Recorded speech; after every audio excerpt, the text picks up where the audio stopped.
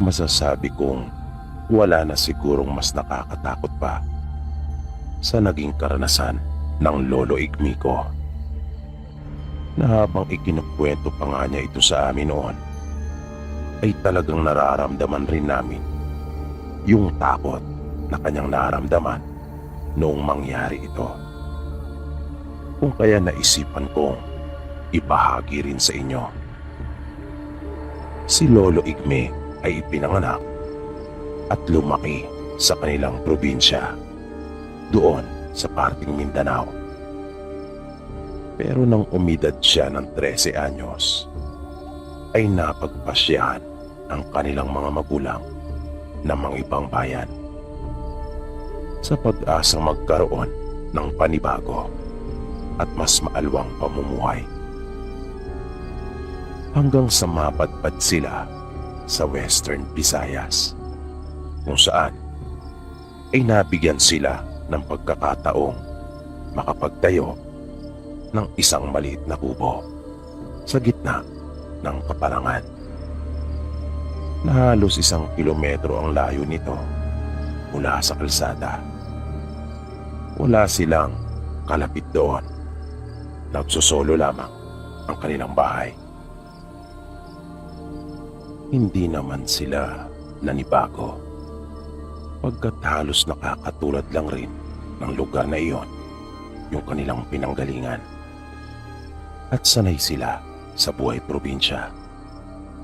Kung may isang bagay man na hindi nila nakasanayan, iyon ay yung matinding ingay sa gabi na kanilang naririnig, na hindi nila alam kung anong mga hayop ba ang lumilika ng ingay na iyon.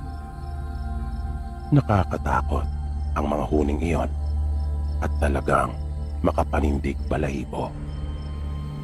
At nang itanong ng kanilang ama ang ukol sa bagay na iyon sa taong nagpatira sa kanila doon, ang sabi nito ay hindi pa niya naranasan ni minsan ang sinasabing iyon ng tatay ni Lolo. Pahayag pa nito, doon na namuti ang kanyang mga buhok, pero wala siyang natatandaang siya ay nakarinig ng ganong katinding ingay tulad ng kanilang inilalarawan, na para bang sinasabi nito na hindi totoo ang sinasabi ng tatay ni Lolo. Hindi naman na ipinagpilitan pa ng tatay ni Lolo ang tungkol sa bagay na iyon.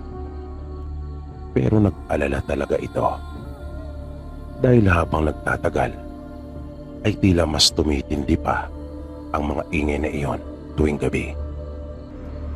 Halos hindi sila patulugin ng samot-saring tunog na iyon na talagang nakapagdudulot sa kanila ng matinding kaba. Ayon pa sa kwento ni Lolo, natatandaan niya noong mga panahong iyon na laging nakahanda ang itak ng tatay niya tuwing sasapit ang gabi. At hindi naman umano sa pagmamalaki.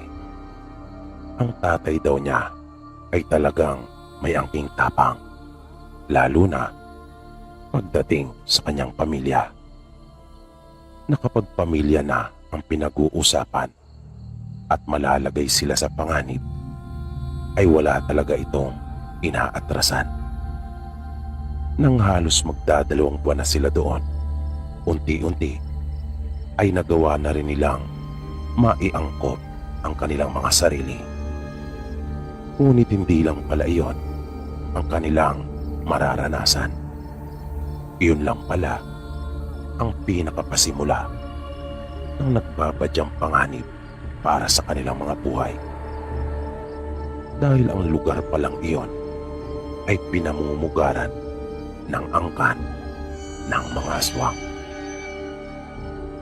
Na walang kamalay-malay ang tatay nila, na ang buong akala niya ay tinulungan siya ng kanyang nakilala at pinayagan sila na doon tumira sa lupa na kanilang pagmamay-ari.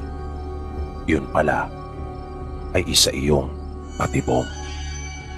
At putahe pala ang pagtuturing ng mga ito sa pamilya nila Lolo, na sila ang siya pala nilang ihahanda sa pagdiriwang ng kanilang pista. At nahayag ang lahat ng iyon isang gabi, na habang papatulog na sila ay nagsimula na yung ingay na gabi-gabi naman nilang nararanasan. Kung kaya binaliwala lang nila iyon noong una. Ngunit sa paglipas ng oras, mas naging kakilakilabot pa ang mga tunog na iyon. Mga huni na sa pakiwari nila ay tila nagtatawag pa, at para bang nagbubunyi sila at nagmamalaki.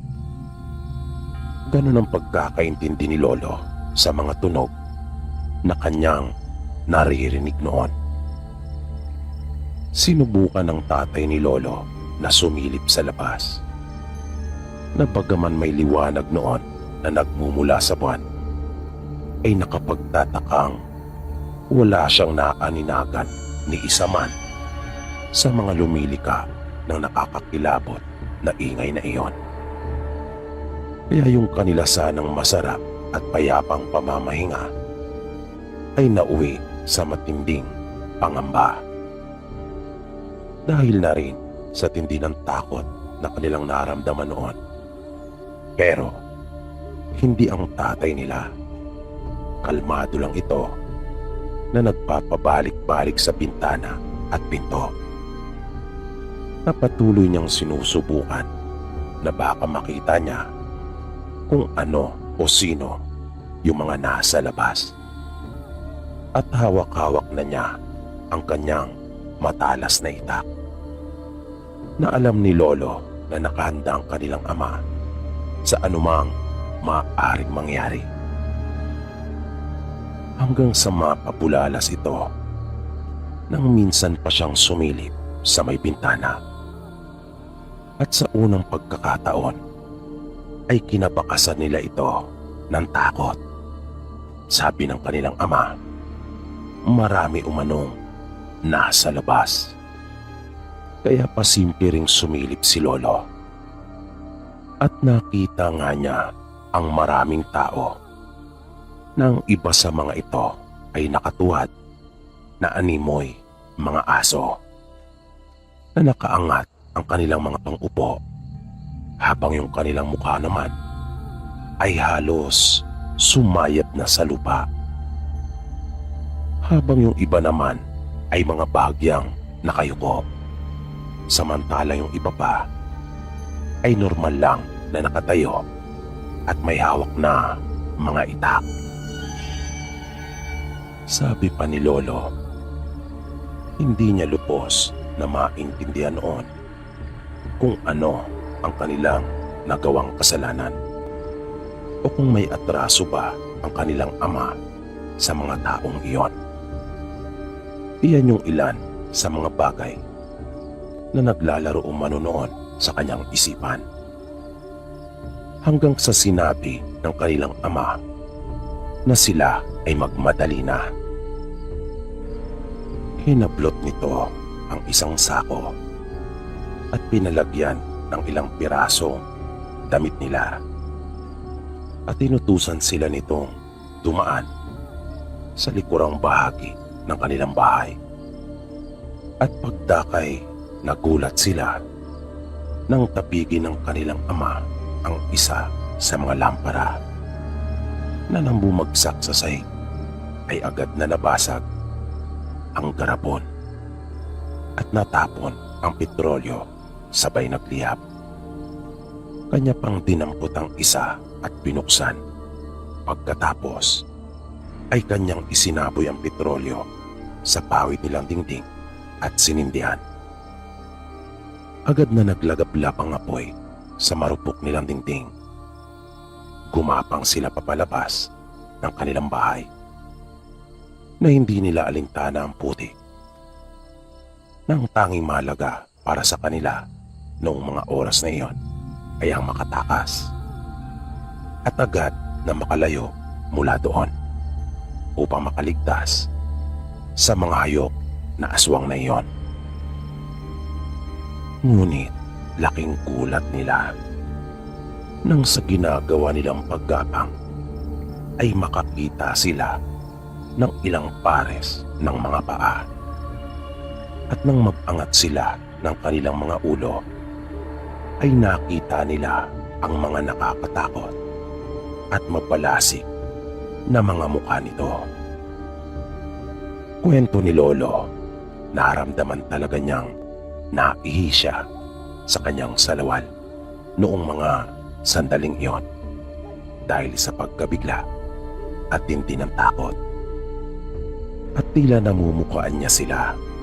Sabi ni Lolo, madalas nila silang nakakausap at mababait naman ang mga ito.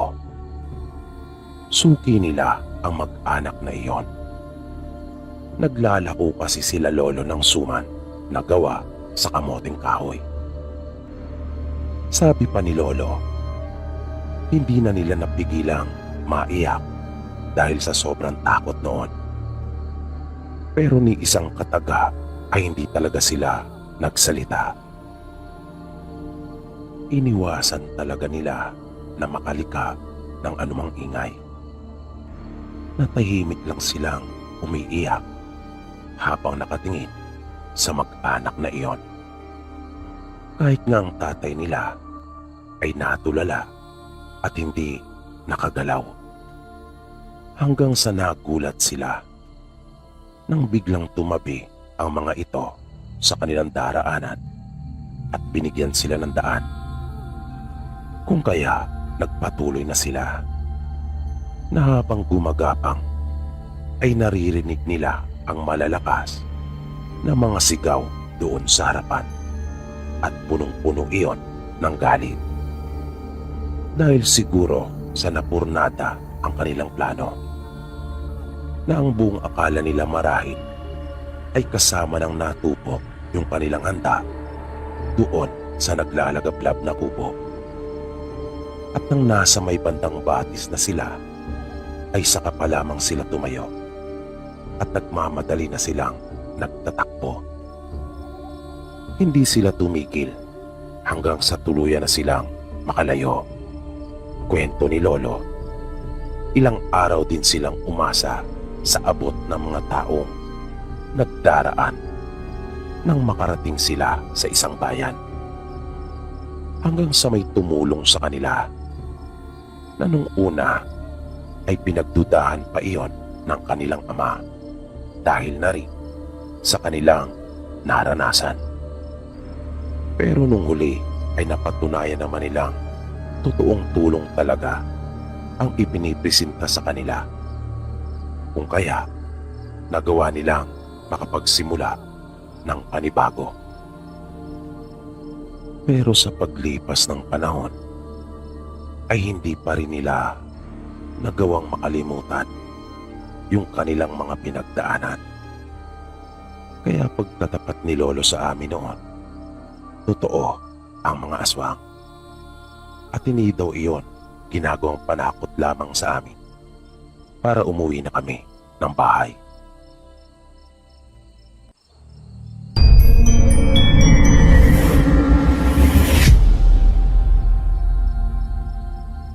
Naganap ang lahat ng ito doon sa probinsya. Mahigit 2 dekada na ang nakakaraan. Pagkukwento nila, ang kanilang barangay kung saan sila naninirahan noon ay puno ng iba't ibang uri ng kababalagan na kung saan mga bata pa lamang ay saksi na sila sa mga nakakasindak na pangyayari. At hanggang sa magbinata na sila ay hindi nawala yung mga nakakakilabot na kaganapan doon sa kanilang baryo. Patuloy itong nabalot ng mga misteryo at hindi pangkaraniwang mga pangyayari. Isang araw, naging maugong ang usap-usapan na isa na naman nilang kanayon ang namatay. At hinala ng marami ang pagkamatay nito ay bunga ng ginawang pangkukulam dahil na rin sa hindi maipaliwanag na karamdamang taglay nung nasawi. Isa rin sa matibay na indikasyon na ito ay kinulam ay yung pambihirang paglaki ng tiyan nito at pagkakaroon ng napakaraming sugat sa iba't ibang bahagi ng kanyang katawan na kusa na lamang nagsisilabasan ng walang anumang dahilan. Ayon pa sa mga kaanak at mga taong nakakita sa biktima bago pa ito mamatay, ang mga sugat sa kanyang katawan ay masasabing hindi talaga pangkaraniwan. Mabilis na lumalaki ang mga ito at lumalapad na nagnanaknak pa. At tila may mga insektong kumakain sa laman ng biktima. Kung kaya, kapansin-pansin ang mga uka sa mga sugat nito. Kaya nga ang iba ay sinasabing hindi lamang basta kulam ang sinapit ng biktima, kundi pambabarang. Ilan sa mga taga roon at maging ang kaanak nung namatay ay may pinaghihinalaan na nung panahong iyon kung sino ang maaaring gumawa. Ngunit hindi sila maaaring magpadalos-dalos. Hindi yun ang unang pagkakataon na may namatay doon sa kanilang baryo nang dahil sa pangkukulam at pangbabarang. Malao nang nagaganap iyon sa kanilang lugar at hindi pa napaparusahan ang may sala. Kasabay din ng mga nasabing masamang gawain ang pambibiktima ng mga aswang sa kanilang nayon, na kung saan ay biglaan na lamang magkakasakit ang biktima, mararatay sa banig at di magtatagal ay mamamatay din.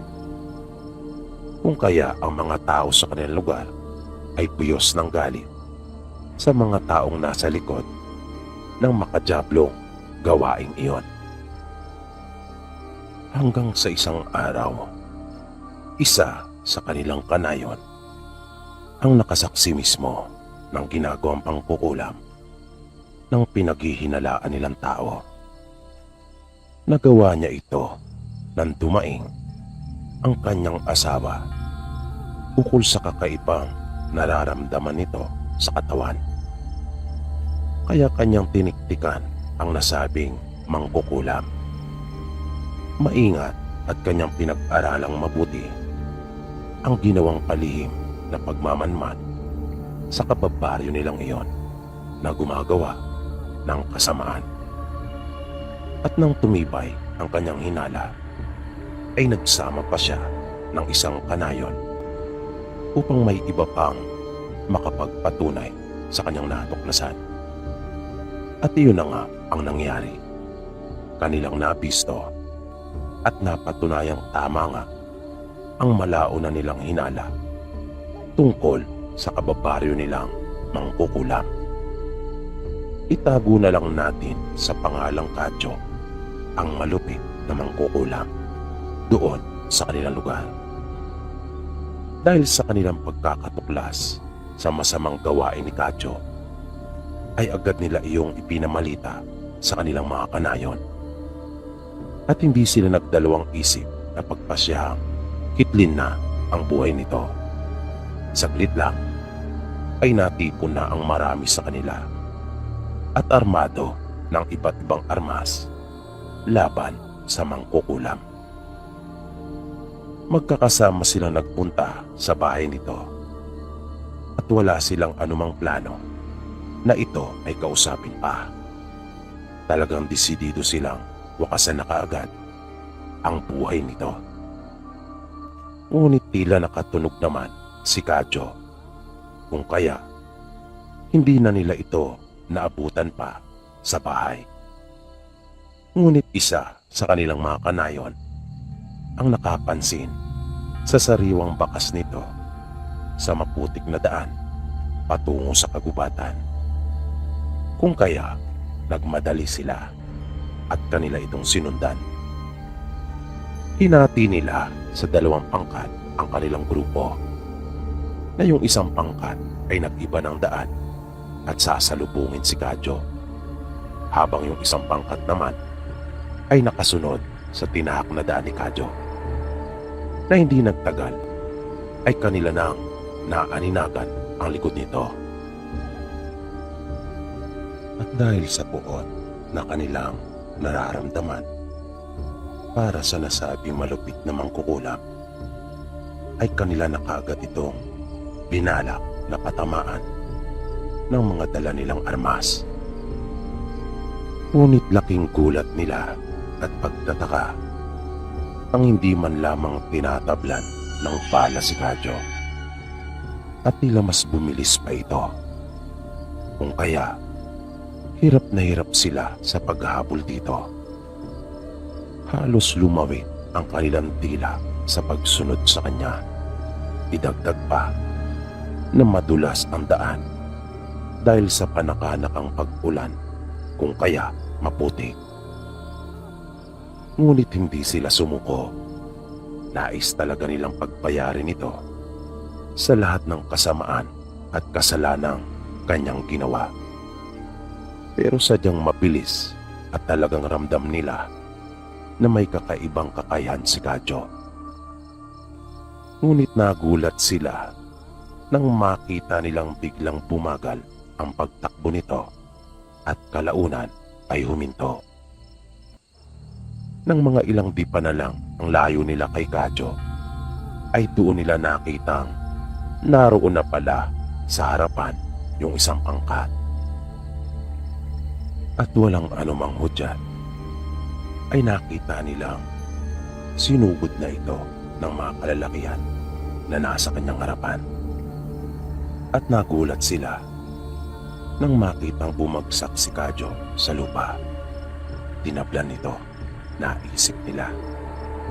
Kung kanina ay binabaliwala lang nito yung mga balang tumatama sa kanya, sa pagkakataong iyon ay wala na siyang nagawa pa sa 2 palakol na ginamit sa kanya.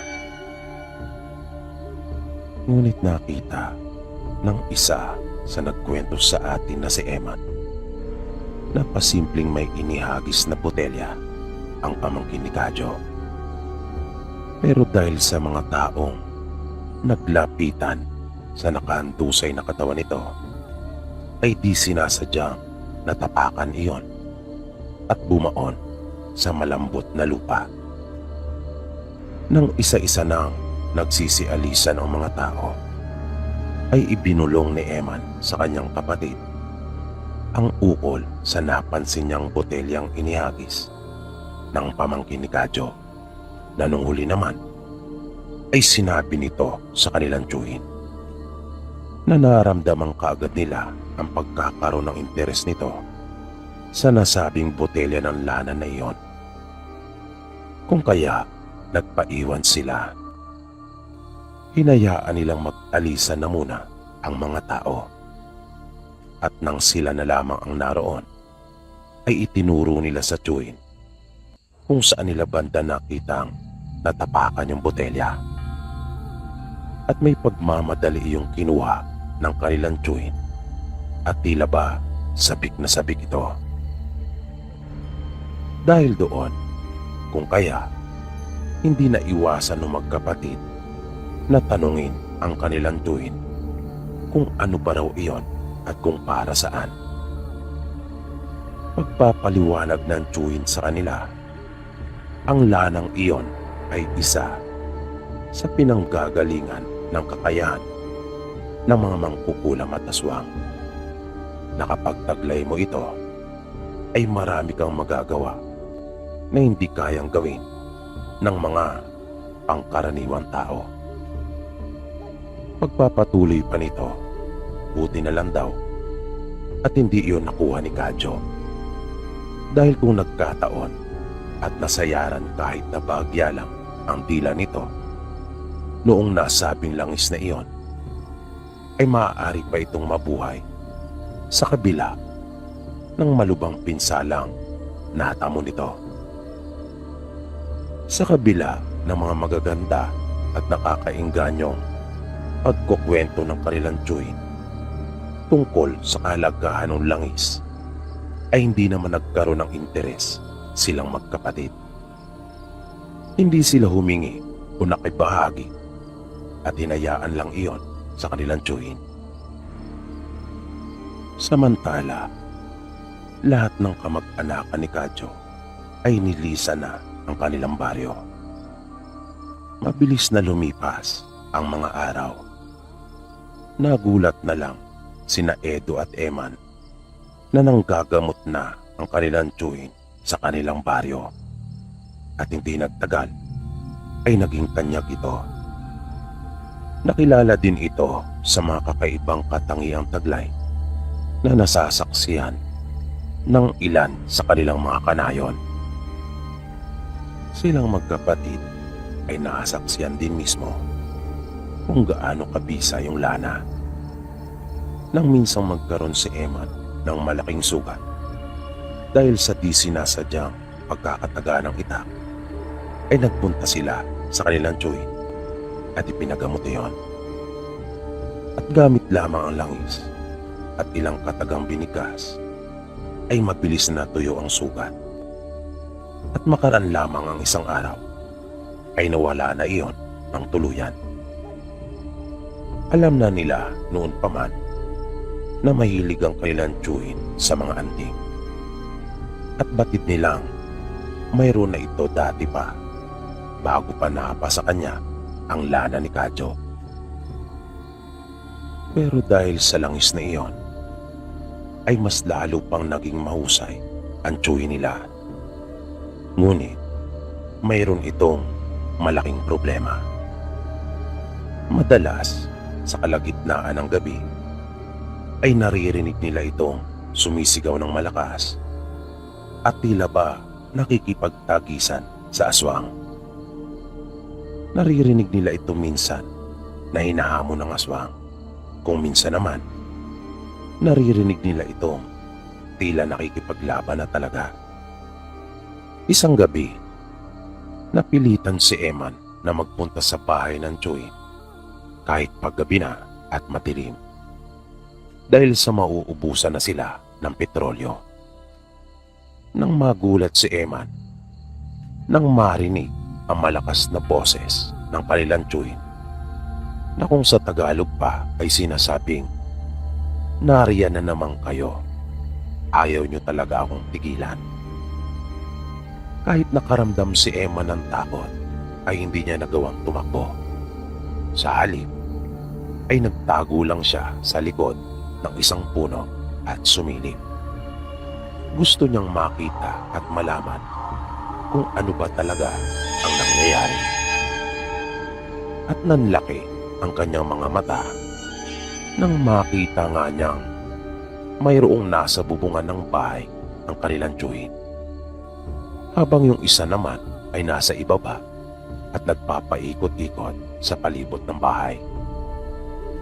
Biglang nagulat si Eman nang bumukas na bigla ang bintana ng bahay at nakita niya ang kanilang tiyuhin na may hawak na malalatigo sa isang kamay, habang sa kabila naman ay yung matalas na itak nito. At kanyang hinahamon ang mga aswang na sinasabing siya ay harapin at huwag silang magtago. At nang mapatapat yung isa na nagpapaikot-ikot doon sa bintana, ay agad niya itong hinampas ng hawak na latigo. Naririnig niyang nagmumura na sa galing ang tiyuhin nila sa kanilang lingwahe. Maya-maya ay naramdaman ni Eman na may humawak sa kanyang balikat. Paglingon niya ay kanyang nakita ang kapatid na si Edo. Sinundan siya nito nang marinig ang malakas na sigaw ng kanilang tiyuhin. Nag-alala kasi ito para kay Eman, kung kaya maging siya ay nasaksiyan yung pagkaharap ng kanilang tiyuhin at dalawang aswang na hindi naman magawang makalapit ng mga aswang, kaya napilitan ding umalis ang mga ito. Nang makausap nila ang Juin, doon nila nalamang totoo pala na may mga aswang na laging bumibisita sa kanya. Ayon pa dito, mula nang mapa sa kanya yung lana, ay ayaw na siyang tantanan ng mga ito at pilit iyong kinukuha. Ayon pa sa kanilang Juin, sabi ng mga aswang, ay pagmamay-ari daw talaga nila ito at ninakaw lamang ni Kadyo mula sa kanila at ginamit sa kanyang pangkukulang. Ang akala kasi nila Eman ay nasisiraan na ng bait ang kanilang Juin dahil sa pagkakahilig nito sa mga anting-anting. At iyon ang naging kapalit ng kanyang mga kakayahang tinamo at kasikatan. Ang walang tigil na panggugulo sa kanya ng mga masasamang kampon ng kadiliman na pilit kinukuha yung lana. At hindi lang aswang ng kukulam at mga mambabarang ang nagtatangkang makuha ang langis na iyon. Pati mismo ilan sa kanilang mga kanayon ay may pagnanasa din sa nasabing lana. Nung huli ay napilitan na ring umalis sa kanilang baryo ang Juin at nagpakalayo-layo sa lugar kung saan walang nakakakilala sa kanya at walang nakakaalam ukol sa lana at kakayahang tinataglay niya.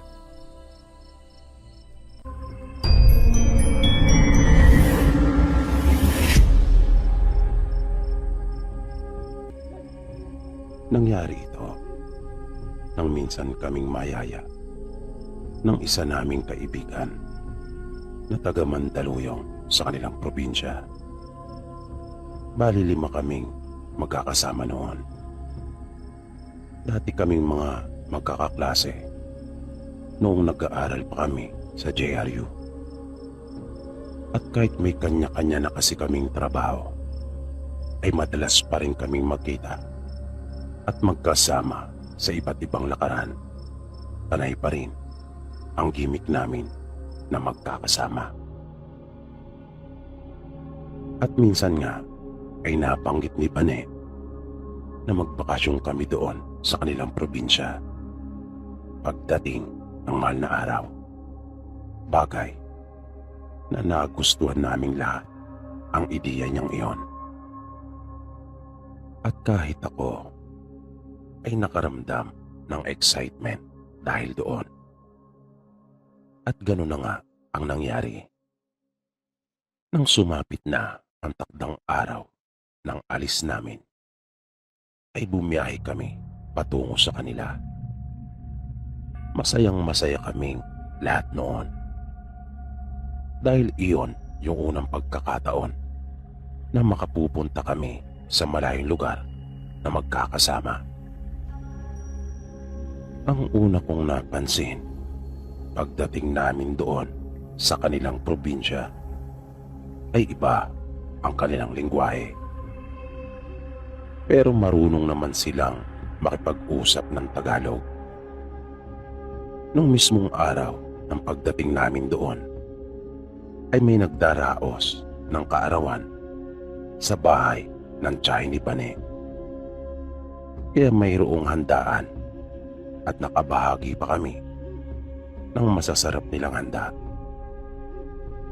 Marami kaming mga nakaplanong gawin doon sa kanila at excited kaming lahat. Lalo na nang makita namin kung gaano kaganda ang kanilang probinsya.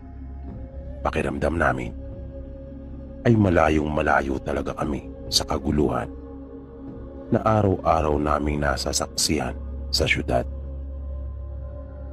Pero ang buong akala naming masayang bakasyon na iyon ay bigla na lang napalitan ng takot at kaba. Bali nagsimula po ang lahat ng iyon nung matutulog na kami. Iyon ang unang gabi namin doon sa probinsya nila Vanessa. Kami ni Mike ay doon pinatulog sa isang kubo. Nang sabi, iyon ay pinakakamalig daw nila. May mga nakalagay doong sako. Bali imbaka nila iyon ng kanilang mga inaning pananim. Habang sila Bane, Leng at Tanya ay sa isang silid doon sa bahay natulog. Nang nakahiga na kami ni Mike, ay nagkwentuhan pa kaming dalawa dahil hindi naman kasi kami sanay na matulog ng ganong kaaga. Pero ganun pala sa kanila, maagang natutulog ang mga tao. At nakakahiya naman kung kami ay magtitipon-tipon pang magkakasama at magkukwentuhan. Baka makalika pa kami ng ingay at makaistorbo kami sa kanilang ginagawang pamamahinga. Nang hindi pa talaga ako dalawin ng antok, ay bumangon ako at naupo. Sumandal ako sa dingding at nagsindi ng sigarilyo, habang si Mike naman ay nanatili lang na nakahiga. Pero tuloy lang ang pagkukwentuhan namin. Pinag-uusapan namin yung mga namumuong lab team sa grupo. Kami kasi ni Leng ay nagkakamabutihan na noong mga panahong iyon, habang si Mike naman ay nagtapat na rin kay Bane. Nang bigla na lang narinig namin na parang mayroong lumundap. Rinig namin ang mabigat na yabag noon. Kung kaya, nagkatitigan kami ni Mike na para bang pareho ang naglalaro sa aming mga isipan. Umihit ako at sinubukan kong silipin iyon sa siwang na nasa dingding. Pero wala akong nakita. Medyo maliwanag noon ang buwan, kaya sigurado akong maaaninagan ko iyon. Pero wala. Ang tanging nakita ko lang ay yung mga puno at ilang bunga ng nyog na naroon sa lupa. Na imposible namang iyon ang nahulog at siyang lumika nung ingay. Pagkat ibang-iba naman ang tunog noon. Bigla kong narinig ang boses ni Mike na nagtanong kung ano raw ba iyon. Sumagot naman ako at sinabi kong wala akong nakita. Bumangon siya at naupo sa tabi ko. Humingi siya ng sigarilyo at nagsindi na rin. At matapos na makapagsindi ay bigla itong nagtanong kung mayroon kayang aswang doon kanila Vanessa. Bagay na aking ikinagulat na lubang di ko inaasahan na kanya iyong itatanong. At dahil sa aking pagkabigla ay naitanong ko na lang rin sa kanya kung totoo ba ang mga aswang at kung talaga bang naniniwala siya sa mga ito. Tinitigan niya muna akong sandali bago niya sinagot ang tanong ko. Sabi niya, totoo ang mga aswang. Katunayan, ang lola niya umano ay pinatay ng isang aswang. Dagdag pa niyang pahayag, ang probinsya umano nila Bane ay bantog pagdating sa mga aswang. Sinabi ko kay Mike na ang buong akala ko ay sa mga palabas lamang ipinapakitang laganap ang aswang sa lalawigan na iyon at hindi iyon totoo. Sabi niya, noon pa ay alam na ng maraming tao na naglipa na ang mga aswang sa lugar na iyon. Kaya nagtaka ako kung bakit sumama pa rin siya. Gayong alam na pala niyang maraming mga aswang sa lugar at lubang delikado. Sabi niya sa akin, pangarap niya raw talagang makakita kasi ng aswang. At kung pagbibigyan nga raw siya, ay nais niya pa talagang makasagupa ng aswang. At hindi lang basta makakita. Nangilabot ako sa kanyang mga sinabi. Naisip kong napakalakas naman ng loob ni Mike. Samantalang ako, ang makakita pa nga lang ay ayoko na. E di lalo na ang makasagupa pa ako ng isa sa mga ito. At biglang may dinukot si Mike mula sa kanyang bulsa. At ipinakita niya sa akin iyon. Isa yung kwintas na mayroong krus na palawit. Sabi niya, hindi siya natatakot sa aswang dahil doon. Pagkat iyon ang kanyang mabisang pangontra. Kung kaya daw, malakas ang kanyang loob. Gusto ko rin sanang sabihin sa kanya na baka sa mga palabas lang mabisa yung krus at hindi sa totoong buhay. Pero hinayaan ko na lang dahil ayaw ko namang sumama ang loob niya sa akin. Nang bigla na lamang may dumapo sa bubungan ng kubo at nakita namin ni Mike kung paano iyon lumundo, na masasabi mong mabigat talaga yung dumapong iyon sa bubungan. Pagkatapos noon ay naramdaman namin yung dahan-dahang pagkaluskos doon sa itaas.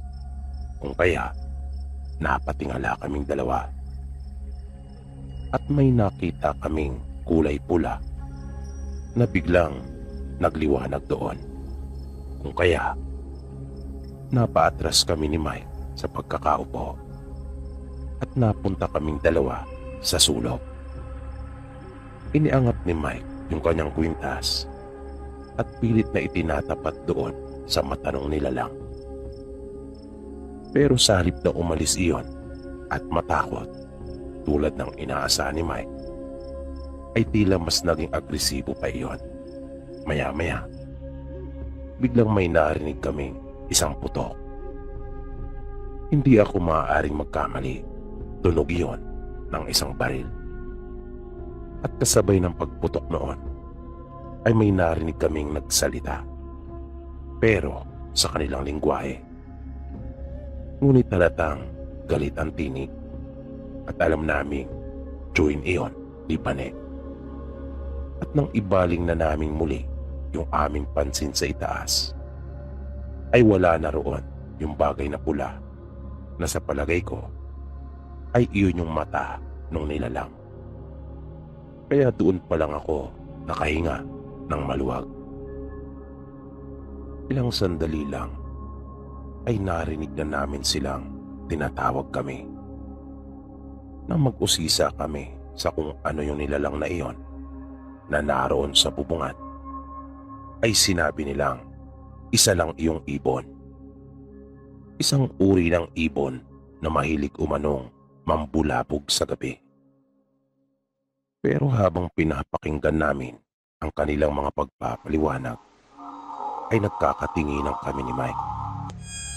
Pagkat kapwa kami hindi kumbinsido sa kanilang mga sinasabi, pareho kaming hindi naniniwala na sa aming palagay ay kanila lamang pinagtatakpan kung ano yung talagang totoo. At naisip naming marahil ay ayaw lang nila kaming matakot. Matapos iyon ay pinalipat na nila kami sa kanilang bahay. Nagsiksika na lang kaming lahat sa isang silid. At mas ayos na rin yung ganon kaysa naman doon kami sa kabila na maluwag nga at aalog-alog kami. Pero malalagay naman sa panganib ang buhay namin ni Mike. Nang sumunod na araw, tulad ng napagkasunduan, ay namasyal kami kasama ang dalawa pang pinsan ni Pane. Bali 7 kaming lahat. At aming pinuntahan yung sinasabi nilang magandang talon na naroon malapit lang sa kanila. Pagdating namin doon ay talagang humanga kami. Maganda nga iyon, bagaman mababa lamang. Napakasarap ng tubig. Malinaw iyon at malamig. Pero sa kabila pala ng ganda ng nasabing talon na iyon, ay nagbabalot din pala iyon ng kababalagan na hindi maaari ang mag-ingay maging ang malakas na boses. Kung kaya, limitado ang aming mga paraan ng pagsasalita, maging yung aming mga tawanan. At sinikap naming huwag mag-iwan ng kahit anong kalat. Pinanatili namin ang kalinisan noon hanggang sa kami ay umalis. Bago mag-alas 3 ng hapon, ay nagpasya na kaming umuwi. Yun ang bilin sa amin ng tsuhin at tiyahin ni Pane upang hindi raw kami abutan ng dilim sa daan. Pagdating namin sa kanila, ay may naabutan kaming mga bisita. 3 sila na halos mga kaitaran lang rin namin. At naroon pala sila upang kumbidahin kami sa kanilang lugar, pagkat mayroon umanong okasyon. Kung ano yung idaraos na iyon ay hindi ko alam, pagkat wala din naman kasi nagtanong noong mga oras na iyon. Mga pamangkin sila ng tiyahin ni Pane sa kabilang side. Nang marinig namin iyon, ay na-excite kami. Dahil minsan na naming naranasan ang handaan sa kanila nung dumating kami. At masasarap lahat ng mga pagkaing inihanda. Kaya masaya kami. Dahil naisip namin makatitikim na naman kami ng mga masasarap na lutuin. Kinagabihan, tulad ng naunang gabi, maaga pa ay mga nakahiga na kami at nagkukwentuhan na lamang sa mahinang boses habang nagpapanto. Hanggang sa isa-isa na kaming makatulog. Ngunit ng mga madaling araw, sa halip na magising ako dahil sa lamig tulad ng unang gabi namin, ay tila kabaliktaran naman ang nangyari. Nagising ako dahil sa sobrang init. Parang napakamaalinsangan. Kung kaya sa halip na maghagilap ako ng kumot, ay nagubad pa ako ng pang-itaas kong damit. Dahan-dahan kong iniangat ang braso ni Leng na kasalukuyang nakayakap sa akin. Matapos kong mahubad ang aking damit, ay bigla namang umalingasaw ang napaka-lansang amoy. At nagulat pa ako na bigla na lamang may tumaang anino sa may jalusi ng bintana. Kaya dali-dali kong tinungo iyon at tinanggal ang pagkakabol ng kortina upang iyon ay lumadlad. Hindi na ako pinatulog pa nung pangyayaring iyon. Kinukutuban na talaga ako ng hindi maganda. Alam ko sa aking sarili na mayroon talagang nangyayaring masama doon sa lugar. Kaya naisip kong marahil ay totoo nga ang sinabi ni Mike ukol sa mga aswang na naglipa na doon sa probinsya nila Paneng. Nawala lamang ang lahat ng isipin ko na iyon nang magsimula ng tumilao ang mga manok at di nagtagal ay unti-unti nang nagliwanag. At naramdaman kong isa-isa na silang nagising. Ako naman ay nanatili lamang na nakahiga at kunwari ay kagigising lang rin. Ayoko kasing sila ay mag-alala. Pero wala naman akong plano na ilihim talaga yon sa kanila. Ang plano ko ay kakausapin ko sila ng sarilinan at doon ko ipagtatapat sa kanila yung mga naobserbahan ko. Pagkatapos naming makapananghalian nung araw na iyon, ay dumating yung 3 nangumbida sa amin doon sa handaan. Kaya nagbiro pa ang mga pinsan ni Bane na napaka-espesyal naman daw namin pagkat talagang sinundo pa nila kami. Dagdag na sabi pa ng pinsan ni Bane para naman daw hindi sila makapaghintay at talagang excited na magkaroon ng mga bisitang taga Maynila sa kanilang handaan. Ngumiti lang naman ang tatlo at nanatiling walang kibo. Kaya sinabihan na kami ng tiyahin ni Bane na magsipagbihis na. Pati ang kanyang mga anak ay kanyang pinagbihis na rin. Pagkat makakasama namin muli sila. At di nga nagtagal ay magkakasama na naming binabaybay yung daan papunta sa mga nag-imbita sa amin. May kalayuan ang lugar na aming pinuntahan pero buti naman at patag lang iyon at hindi bulubundukin. Mahina pa naman ako pagdating sa mga lakaran. At nang sapitin na namin ang sa kanila ay di pa naman karamihan ang mga taong naroon. Sa tansya ko ay mga dalawang mag-anak pa lamang sila. Sinalubong kami ng isang matandang babae at tinanong yung tatlo na sumundo sa amin kung kami na raw ba yung sinasabi nilang mga bisita nilang taga Maynila. At mabilis na sumagot yung tatlo at sinabing opo.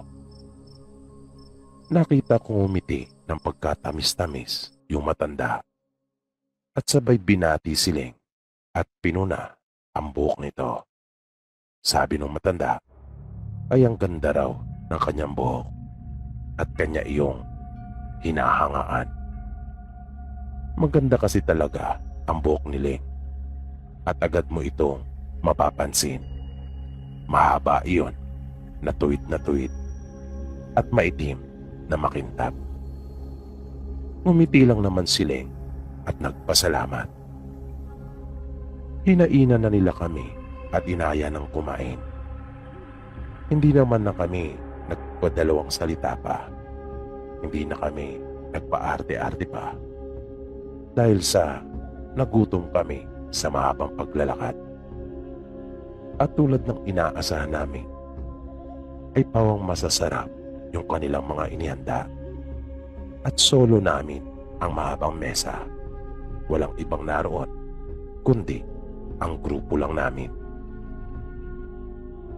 Habang kumakain kami, ay muling lumapit yung matandang babae at tila ba aliw na aliw siyang talaga kay Ling. Kinakamusta pa niya ito at inaalam kung masarap raw ba yung mga pagkain kanilang inihain sa amin. Panay naman ang tango ni Ling at magiliw namang nakikipag-usap sa matanda. Nang makatapos ay talaga namang busog na busog kami. Nakipagkwentuhan at kasiyahan pa kami sa kanila habang nagpapahinga. Hanggang sa ipaalaala sa amin ng mga pinsan ni Bane na kailangan na naming umuwi. Nagpaalam kami sa kanila at nagpasalamat. Muling lumapit sa amin yung matanda at sinabing nais pa niya sana kaming magtagal doon ngunit hindi na raw niya kami pipigilan pa para wag kaming abutan ng gabi sa daan. Nang dumating kami sa bahay ng tiyahin ni Bane ay gabi na at doon na nagsimula ang kalbaryo namin. Nang maghahating gabi habang kami ay mga nagpapahinga na ay bigla na lamang dumaing si Ling. Nang magising ako ay napansin kong pinagpapawisan na ito ng gusto. Sabi niya sa amin ay para daw mabibiyak ang kanyang ulo sa sakit at nasusuka umano siya. Nakasabay noon ay nakakaramdam na rin siya ng pagkahilo. Tinulungan naman nila kami na asikasuhin si Ling pero parang walang bisa yung kanilang ginagawang pagbibigay ng pang-unang luna sa kanya. Napansin kong tila walang naging pagbabago. Patuloy pa rin siyang dumadaing sa amin tungkol sa pananakit ng kanyang ulo. Na nung huli, pati ang kanyang sikmura ay kanya na rin inirereklamo. Hanggang sa mag-umaga na, nakita kong namumutla na sila at hinang-hina. Kung kaya, labis na ako nag-alala. At nagulat kami nila Mike nang magsimula ng malagas ang kanyang magandang buhok. Panay na ang pag-iyak ni Leng, na kahit kami noong mga oras na iyon ay lubhanang naguguluhan sa kung ano na ba talaga ang totoong nangyayari sa kanya. Sabi ng isa sa mga pinsan ni Pane, malamang daw ay inaswang si Leng nung matanda sa handaan. Nang tanungin namin kung sino ba ang matanda, sabi nila ay hindi raw nila iyon kilala. Noon lang daw nila iyon nakita. Nalabis kami nagtaka nila Pane, dahil ang buong akala namin ay kamag-anak din nila iyon. Sabi ng tiyahin ni Pane, gagawin daw niya ang lahat para kami ay matulungan. Pero napansin kong wala pa ring anumang epekto yung kanyang mga ginagawa. Kaya sinabi kong dalhin na lang namin sila sa pagamutan. Pero hindi ito pumayag. At sinabing lalo lang itong mapapahamak. Kaya iminungkahi kong dalhin namin siya sa isang manggagamot. Pero wala raw namang manggagamot na malapit roon sa kanila. Sabi ko, hindi naman maaaring hayaan na lang namin siling ng ganon. Hanggang sa may narinig kaming tinig sa labas. Inutusan ng tiyahin ni Pane ang isa sa mga anak nito upang tingnan kung sino iyon. Pero papalabas pa lamang ito ng pinto ay bigla na iyong bumukas at nagulat kami nang biglang bumungad ang matanda. Ako mismo ay nakaramdam ng galit nang makita ko ito at pasigaw na itinanong sa kanya kung ano ang ginawa kay Leng. Kabaliktaran ng inaasahan kong sasagutin ako nito ng pabalang, ay sumagot ito sa mahinahong tinig at sinabing hindi umano para sa kanya ang tanong kong iyon. Sa halip, bakit hindi ko raw yun itanong sa tiyahin ni Pane? At nakita kong bigla nga itong natigilan na tila ba napahiya. Pero magsasalita pa sana ito. Napalak pa sanang itanggi yung mga sinabi ng matanda. Ngunit may inilabas yung matanda na isang botelya na hindi kami sigurado kung ano ang nasa loob noon. Sabi ng matanda, gusto raw ba nilang lumabas ang tunay nilang pagkatao at tuluyan ng mapunyag ang maitim nilang lihim sa mismong harapan namin. Dahil kayang-kaya raw niya iyong gawin. Iiling-iling ang tiyahin at tsuy ni Pane. At pagpapatuloy pa ng matanda, huwag raw ang mga itong magkakamaling kami ay pigilan, pagkat hindi umano nila nalalaman kung ano ang mga bagay na kaya niya pang gawin. Sabi ng matanda, kung gusto pa raw naming mabuhay, ay sumama na kami sa kanya at agad nang lisanin ang bahay na iyon. Bagaman naguguluhan, ay naniwala kami sa sinasabi ng matanda. Iniligpit namin ang aming mga gamit at dalahin. Pagkatapos, ay magkatuwang naming inalalayan ni Mike si Leng. Yun na siguro ang pinakamahirap kong naranasan sa buong buhay ko. Nakailang tigil kami pagkat nahihirapang talaga si Leng Nangihina ito at hindi pa bumabalik ang dati nitong lakas kahit na may ginawa na sa kanya yung matanda. Pero sabi niya sa amin ay unti-unti nang bumubuti ang nararamdaman niya. Yun nga lang ay talagang mahina pa ang kanyang katawan noong mga oras na iyon. Nang marating namin ang bahay ng matanda ay doon pa lang kami napanatag. Naabutan namin ang isang bata na sa tansya ko. Nung mga panahong iyon ay nasa 12 anyos pa lamang. Apo ito ni Lola. At dalawa lang silang naninirahan doon sa kubo. Ipinagpatuloy ni Lola ang panggagamot kay Leng. Tawagin na lang po natin siya sa pangalang Lola Siling. May ibinigay din siyang gamot kay Leng na siya niyang ipapahid sa ulo upang mabilis na tumubo ang kanyang buhok at manumbalik ang dati nitong ganda. Hindi naman makapaniwala si Bane na aswang ang mag-anak ng kanyang tiyuhin. Nang ikwento ko sa kanila yung mga naobserbahan ko, ay nakikinig si Lola Siling. Sabi niya, malamang nung unang gabi ay ibang aswang talaga yung nagtangka sa aming dalawa ni Mike. Kung kaya, nagalit ang tiyuhin ni Pane sapagkat ayaw nitong mapakialaman ng iba ang pagkain nila. Nalaman din namin nung huli na ang pangunahing may gawa ng pang-aaswang kay Leng ay ang tiyahin ni Pane at dalawang pinsan nito. At hindi na umano kami aalisin pa sa bahay nila na kami ay kanilang uunti-untiin. Nagtaka naman kami kung paanong nagawa ni Lola Siling na kami ay matulungan. Ang sabi niya lang sa amin, dahil daw iyon sa kanyang panga at kanyang ininguso sa amin yung malaki ngunit lumang panga na pinaglalagyan nila ng inigib na tubig. Nakita raw niya kami sa tubig na naroon sa loob ng panga.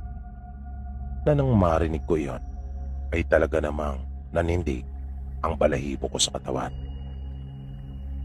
Ilang araw at gabi din kaming nanatili muna sa bahay ni Lola Siling hanggang sa bumalik na kami sa Maynila.